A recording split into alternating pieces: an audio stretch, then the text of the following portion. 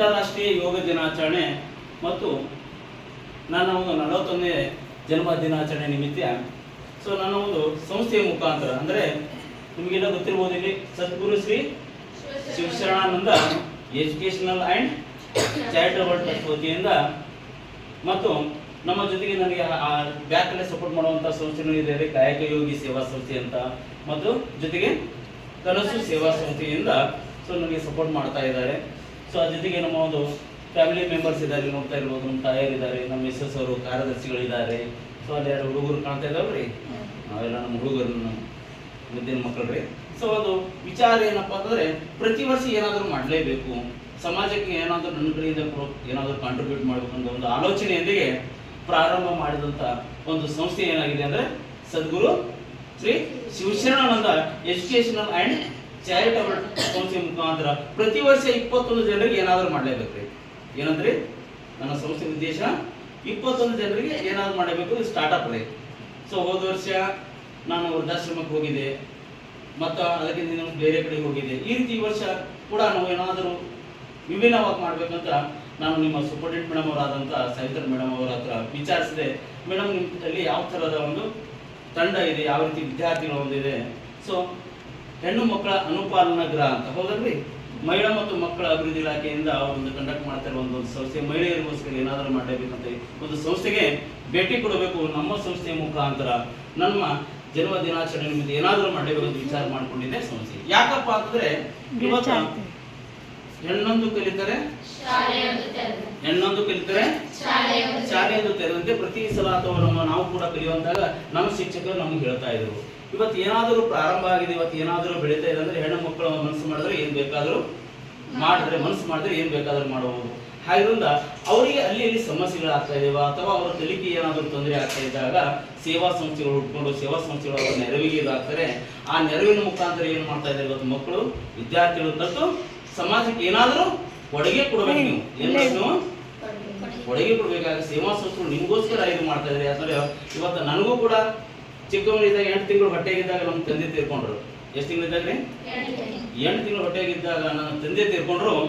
But ಅವಾಗ ಏನಾಯ್ತು, ನಮ್ಮ ತಾಯಿ ಅವರು ಕೂಡ ಒಂದು ಹೇಳರು, ಇಲ್ಲಿ ನೋಡ್ತಾ ಇರ್ಬೋದು ನೀವು. ಒಂದು ಮಗನಿಗೆ ಚೆನ್ನಾಗಿ ಓದಿಸ್ಬೇಕಂತ ವಿಚಾರ ಮಾಡಿಕೊಂಡು ಏನ್ ಮಾಡಿದ್ರು, ಬಟ್ಟಿ ಹೊಂದು ಏನ್ ಮಾಡಿದ್ರು, ನನಗ ಸಾಕಿ ಸಲವಿ ಇವತ್ತು ನನಗೊಂದು ಮಟ್ಟಕ್ಕೆ ಇವತ್ತು ನಾನು MSc ML ಓದಿನ್ರಿ. ಏನು ಓದಿನ್ರಿ ನಾರೇ, ಇವತ್ತು MSc ML ಓದಿನಿ. ಸುಮಾರು ಕಾಲೇಜುಗಳಲ್ಲಿ ಕೆಲಸ ಮಾಡ್ತಾ ಇದ್ದೀನಿ. 21 ವರ್ಷ ಸರ್ವಿಸ್ ನಾನು ಕಂಪ್ಲೀಟ್ ಆಯ್ತು. ಎಷ್ಟು ವರ್ಷ ಕಂಪ್ಲೀಟ್ ಆಯ್ತ್ರಿ? 21 ವರ್ಷ ಕಂಪ್ಲೀಟ್ ಆಯ್ತು. 20 ವರ್ಷ ತನಕ ಓದಿನ್ರಿ, ಹೌದಲ್ರಿ. 41 ವರ್ಷ ಏನಾದ್ರು ಮಾಡಬೇಕು. ಅದಕ್ಕೆ 21 ಡೇಟ್ ಬಹಳ ಇಂಪಾರ್ಟೆಂಟ್ ನನ್ನ ಜೀವನದಲ್ಲಿ. ಆ ಡೇಟ್ ರೀ 21 ಬಹಳ ಇಂಪಾರ್ಟೆಂಟು.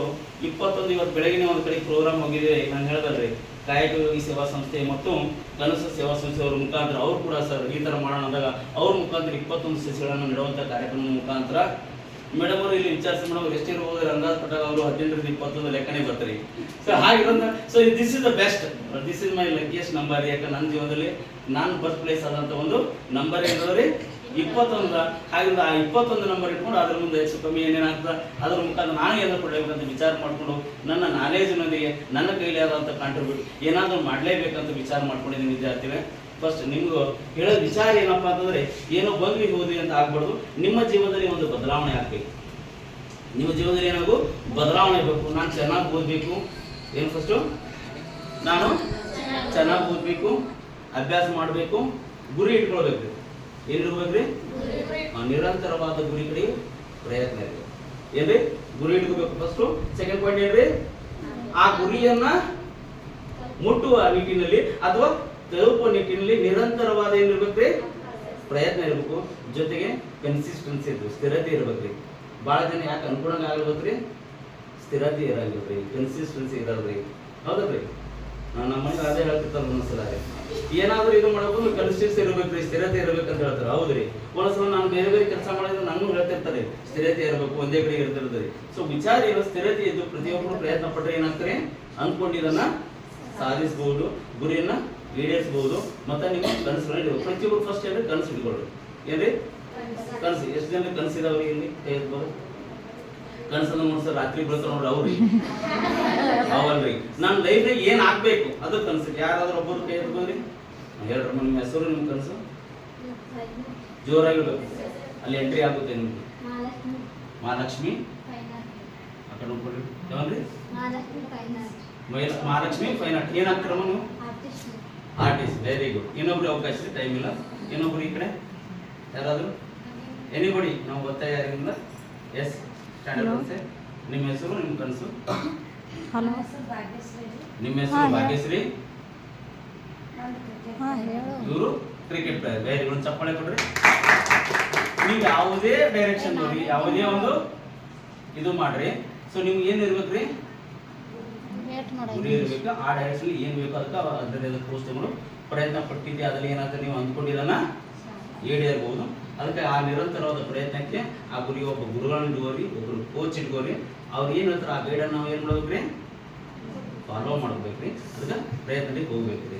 ಹಾಗಾಗಿ ಫಸ್ಟ್ ಆಫ್ ಆಲ್ ನಮ್ಮ ಒಂದು ಸೇವಾ ಸಂಸ್ಥೆಯಿಂದ, ನಮ್ಮ ಒಂದು ಸದ್ಗುರು ಶ್ರೀ ಶಿವಶರಣಾನಂದ ಸಂಸ್ಥೆಯಿಂದ ಹಾಗೂ ನಮ್ಮೆಲ್ಲ ಒಂದು ಟೀಮ್ ವತಿಯಿಂದ ಮೇಡಮ್ ಅವರಿಗೆ ನಮ್ಮ ಸಂಸ್ಥೆ ಪರವಾಗಿ ಶ್ರೀಮತಿ ನಾಗರತ್ನ ಕಂದುಗಳು ಅವರು ನಮ್ಮ ಸಂಸ್ಥೆಯ ಕಾರ್ಯದರ್ಶಿಗಳಾಗಿರ್ತಾರೆ. ಅವರು ಮೇಡಮ್ ಅವರಿಗೆ ಸನ್ಮಾನ ಮಾಡಬೇಕಾಗಿ ಕೇಳ್ಕೊಳ್ತಾ ಇದ್ದೀನಿ.